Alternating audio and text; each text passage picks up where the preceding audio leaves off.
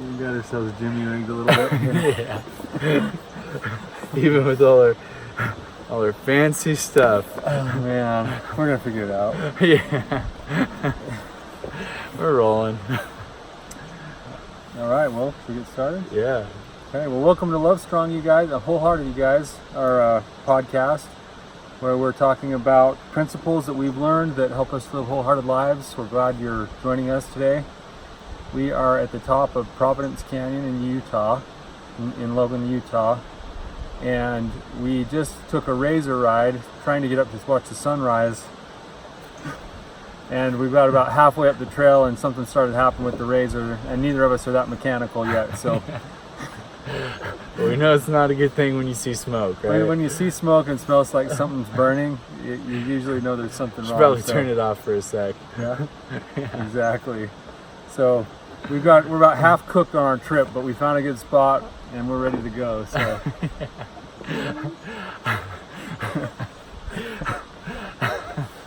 I think it's funny how what the experience has been so far this morning. Just I got a text from you last night pretty late, and you said, "Hey, do you want to get up and watch the sunrise on top of the mountain? We'll take the razor up." And I immediately was, "Heck yeah, that's everything that I like." Is what you just said. I was excited. Yeah. And then shredding up that mountain. We came up a trail that we drove up a couple weeks ago when we were filming the web course. It took us 30 minutes when we drove up then. In the truck. Yeah, and just now it took, 5 minutes. Yeah. So I think that's saying something about the speed and the machine, man. That razor is just, it's a monster. It's awesome. A total monster. Total adrenaline rush. Yeah.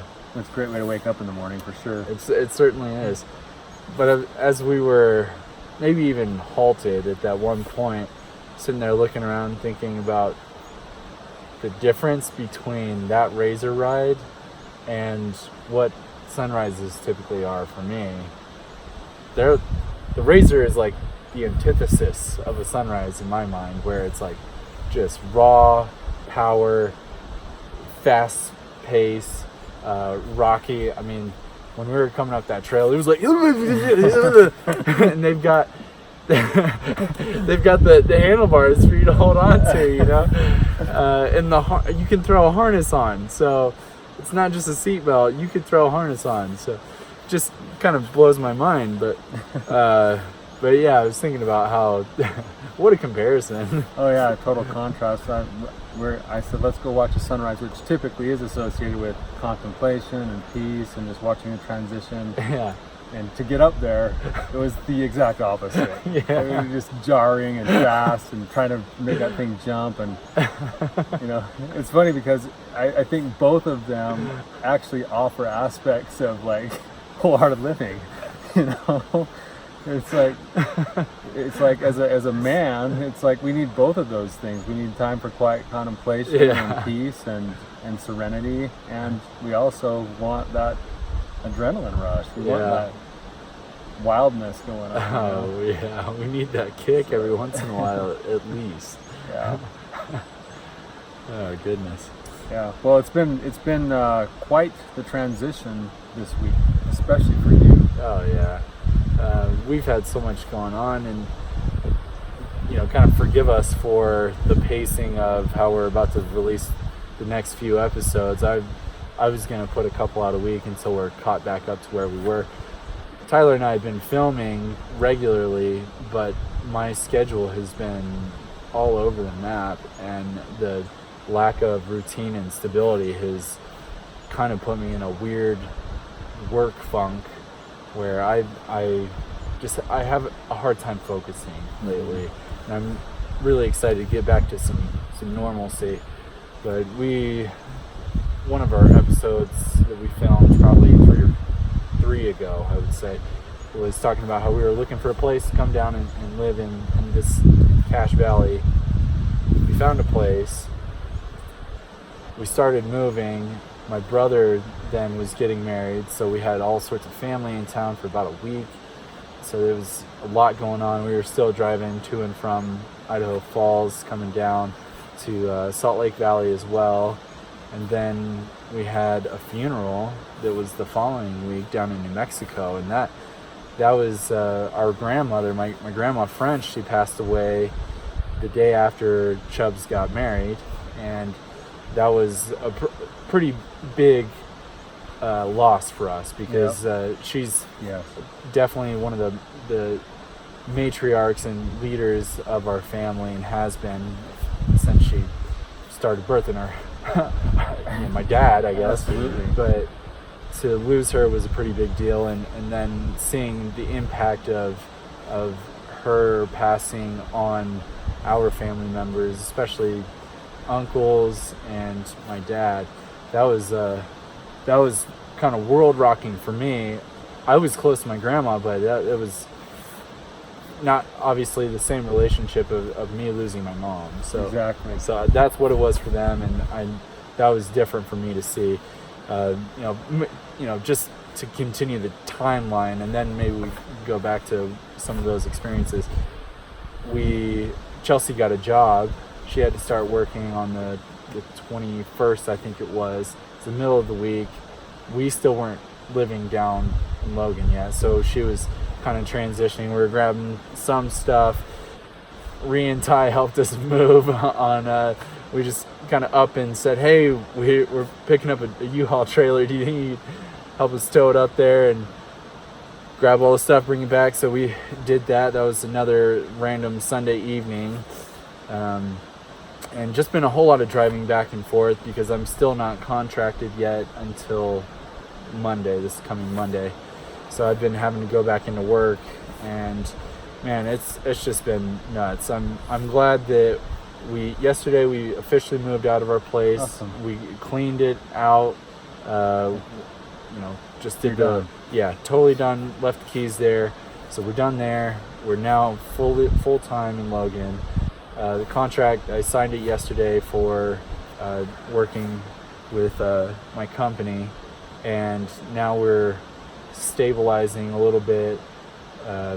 We still have this weekend where family's coming into town. Chelsea's sister's in town, so we're not quite to that we can sit and breathe and not have to worry about entertaining or catering to anybody. But at the same time, we can see the light at the end of the tunnel. So I'm grateful for how everything has been sequenced in the last month. Yeah. At the same time, I'm just like dying over here because I'm spent. Yeah, I'm spent. Yeah, exactly, and ready for that next wave of just let's just get some stability. Yeah, absolutely. I was talking to my wife, to Rhiannon, just about the last really like 10 or 14 days. Yeah. And you've got your move and your job transition on top of it, but when you look at like big life transitions, we had several, in a week's time. Just in a week's time, where we had a baby, we had your baby blessing, right. We had the funeral, we had a wedding. About the only thing missing in our world is a baptism. Yeah, that's so right. transition wise, like the big transitions, and then you add your move and stuff on top of it, and you can't help but have your life kind of shift. Yeah. Absolutely. So it will be nice to kind of get back into rhythm, and it'll be good to see what can come of you being closer to me now here in Logan, where hopefully we can get back and moving again. And well, I mean, I was actually thinking about that on the drive over this morning to your place. You texted me last night at 10 o'clock.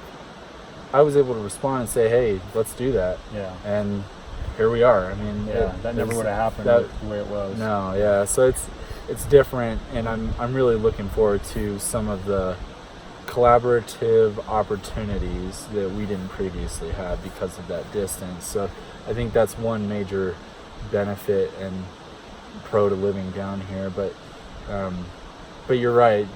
All of those transitions. We had. I was talking to one of my coworkers yesterday, and telling her a little bit about what we were going through or experiencing, some of the transitions, and she said, they say that you're really only supposed to have one of those a year. Most people can only handle that mentally before they break. And ours have been good ones, so it's things that we're hopeful about. It's not like we had 4 people die, and then a job loss, and then we were evicted. It was all choices that we made for the most part. So it's good things. I think that really helps. But when she was talking about that, I was thinking I've been so emotionally spent and having a hard time with, I said focusing. I feel like I've lost track of all my goals. I lost track of all my dailies, my routines, and it's just been a meandering instead of having some dead set direction. And so that's the thing I think I'm looking forward to the most is, I could care less about routine for the sake of routine. I like the sense of having direction. Yeah. And it feels like I've been like, oh wait, what about this? Oh, we gotta the cable. We gotta shut that off at the. Oh yeah, we gotta call this one. And things like that are all just of your time and energy and thoughts. Yeah. So I'm glad to get back to that. But, but yeah. So what have been your thoughts on some of the things that you have also gotten to experience? I mean, with the funeral, or with seeing our younger brother Brandon, get married to Sam. I mean, so I'm sure there's been lots of different emotions and things coming for you, and even seeing some of those the lives that other people have been living and what they're experiencing. Yeah, so I was going to ask you the same question, but a couple of thoughts that have been going through me just with the transitions that we've been having. It's amazing to me how I can almost harbor 2 conflicting emotions at the same time and actually enjoy the feeling of both, even though one of them is kind of painful. I'll give you an example with Grandma's death. Right. To be able to sit in that funeral and to just think about the life that she lived, to think about the influence and the force that she was for good in the lives of everyone around her, especially you as her grandchildren, especially my wife. Yeah. And to sit in that room in that funeral and feel so grateful and to feel such deep feelings of warmth and love at the same time that I'm also feeling this deep pain and grieving. And to be able to experience that full range of emotion was interesting to me, that we're capable of doing that as human beings. And that happened at Brandon's funeral. Or Brandon's wedding. Thank Sorry, goodness Brandon's Charles. not dead. Hopefully Yeah. it's not a funeral, buddy. Sam hasn't killed him yet. Yeah. So, that's not a statement on their relationship either. No, that's what's so cool to me, is to see Brandon do things right. Yeah. He went through the proper chain and order of things to make sure that he was doing things right, where he met an amazing person. They're going to have a really successful life together, I believe. And to be sitting at his wedding, reliving my own wedding with just deep feelings of gratitude and love, and also a little tinge of missing the old times. Yeah. And remembering all of the old memories from our past marriage, and the ups and the downs, and there's been both. And just contemplating the whole of why we're here, like what life really means, and why we choose to do the things we do, and what it boiled down to for me was relationship means everything. The most pivotal things in my life have to do with my interaction with other people, especially the people that I love the most. And so those were a couple of thoughts that I was having. I don't know if you had any of your own insights. I know that you've been going through similar things, in fact more so I don't know what's been on your mind as well.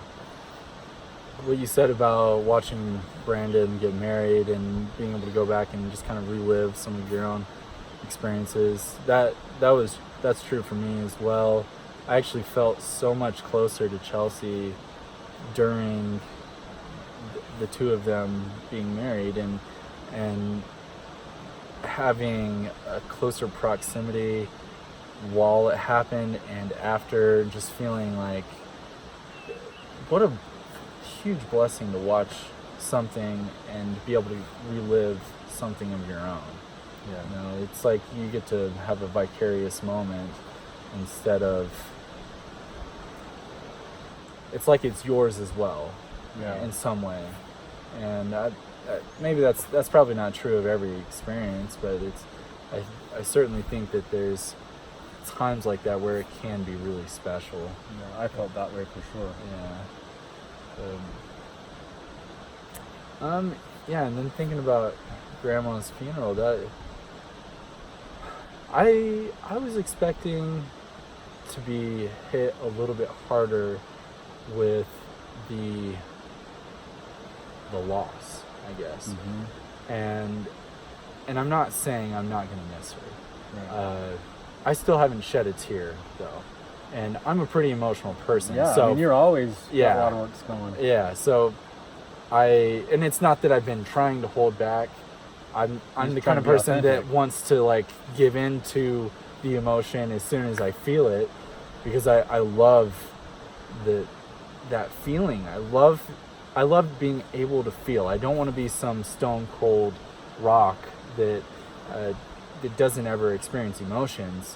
I want to immerse myself in that emotion if there's one there to be had. Mm-hmm. But while I was at the funeral, it was almost like God gave me a chance to not weep and mourn so that I could be hyper observant of the people that were. Mm-hmm. Because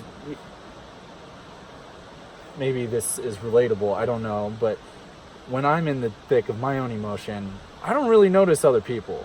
Oh, for I mean, sure. it's like, and I don't remember the interactions. It's like I'm kind of a shell of a person in a lot of those scenes, but for me, it was so good to just be able to have my thoughts as collected as possible so that I could watch my dad and his reactions when he was speaking, so I could watch my uncles as they're embracing people and, you know, going up to the casket for the last time that they're going to see their mother, their mother's body on earth. And then and even my siblings, you know, your wife, my sister, to watch Rhiannon as she's going through this and being observant of the times that hit her. It was actually watching her react to the fact that she was leaving the place that we had known as home, Grandma's home. It was your home base. Yeah, pure stability and just such a perfect center for us to all come together. Leaving there, watching her leave there was eye-opening to me. Like, oh yeah, this will also be my last time potentially leaving this place. And so there were things that I was able to learn and gain because of observing that wouldn't, I don't think, have come had I been in the thick of my own emotion.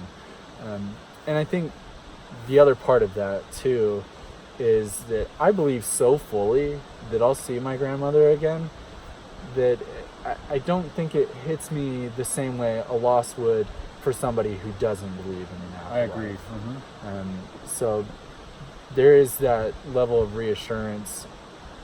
I remember listening to a church leader talk about a time where he got a phone call from a friend who had cancer, and he was saying, hey, is there any way that you could come visit? And he's like, man, I hate to say it, but I'm all booked up. I've got all these like family things going on, and he knew that he was going to be dying within a few days. And he said, I'll just have to see you on the other side. But he said it with kind of like almost like a humor aspect. Mm-hmm. And at first I was like, that's pretty dark and cynical. What the heck? What the hell wouldn't you go what an visit? Yeah. Right? But then I realized, like, this guy has such faith in the principle of an afterlife that he can have that kind of confidence in that statement. Mm-hmm. And that shook me for a second and made me want to have that same level of conviction. And so I think since then, that was probably 6-7 years ago, since then we've had a few things take place, you know, Papa passing away, Grandma passing away, a couple people in between, and it's made me be so much more believing and faithful in that aspect of life. Mm-hmm. Absolutely. And I think moments like that kind of bring us to a crossroads where we have to really question inside of ourselves, not just like spiritually, but all sorts of other ways what we believe. Yeah. And I felt similar things. I had never seen your uncles as soft and emotional as they were at the funeral. Yeah. And that was actually a really amazing thing, because those guys they're icons of who I look up to as what a good man is. Right. And it was nice to see. They're always so tough and burly and oil field guys, you know, Yeah. but it was nice to see that they were. I mean, Uncle Mike, who's like Mr. Stoic, you know, Yeah. he was the first one to come over and show some emotion and give me a hug. And, Yeah, like reach out to you yeah, for the hug. yeah. Right? And yeah. that was a newer experience for me, but it just actually expanded my love for them, Right. you know, and it expanded my appreciation and idea of why I like having them as some of my mentors and people that I look up to as what it means to be a good man. And I noticed the same things. The lack of emotion, I noticed that in you. Oh yeah. Yeah, I thought the first person I'm going to see weeping openly is going to be Chase. I didn't see you shed a single tear. Yeah. And I was watching because I know that you're typically that kind of a guy. Right. And I actually felt similar things. There were a couple of times where I got choked up a little bit, and I'm an emotional guy too. Right. But I didn't, it's almost like I felt like I'd be trying to force it, Right. and I didn't want to force it. So the only times I really got emotional were actually being in that space where I'm married into the family, but I have such good feelings and memories of that place, and I Right. know what it meant to you guys. I know what it meant to Rhiannon. That was, especially with what you guys went through with your parents' divorce and things. Grandma's house, in a lot of ways, became the rock solid, safe place. Mm-hmm. And so my sadness was not just losing Grandma; it was losing all of what that represented, because she's the last living grandparent, and a unique thing where she runs a trading post, and it feels like being back in an old John Wayne movie, you know. Yeah. And we're gonna lose that. Like, Yeah. It's so sad to me to lose that feeling, because obviously that's all probably going to go away shortly, and things are going to change. But that's where I think most of my emotion boiled up. Right. Was the loss of the entire thing, and not just Grandma. Right. And I think that maybe probably hasn't hit me yet what that loss actually is Yeah. until I go back to New Mexico and further realize, like, no, that chapter it's Chapter of closed. life is done. It's not open to me anymore. Yeah.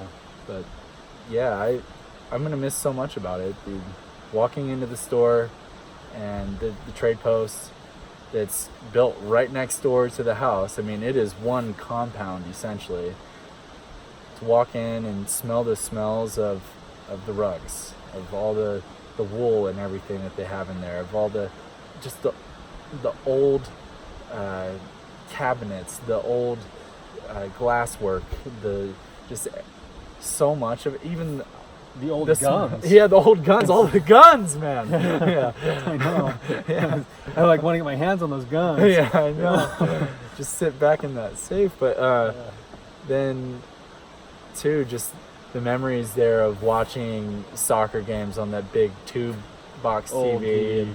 and watching the Wimbledon championships, or playing cards, endless hours of card playing, being bored out of my mind, you know.